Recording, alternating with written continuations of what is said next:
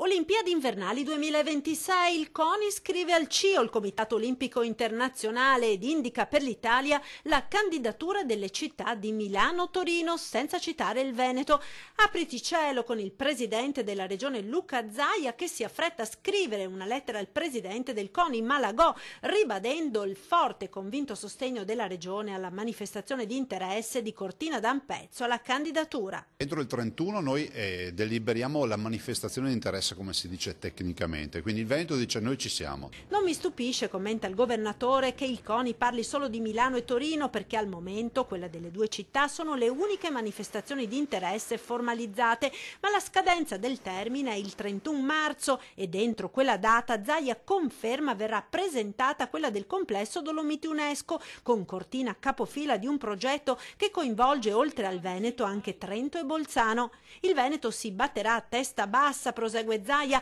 affinché il dossier sia valutato con lo scrupolo e l'attenzione che si deve ad un contesto che è simbolo della montagna e della natura in tutto il mondo. A favore della candidatura dolomitica si schierano le categorie a partire da Confturismo e Federalberghi Veneto. L'economia del territorio che rappresento, commenta il presidente Marco Michielli, risponde presente ed è pronta a dare tutto il supporto possibile a questa candidatura nella sede delle Dolomiti, che è quella ideale sia per la sostenibilità della spesa, considerate le infrastrutture già presenti e quelle che si stanno realizzando per i prossimi campionati mondiali di sci, sia per l'impareggiabile bellezza del paesaggio.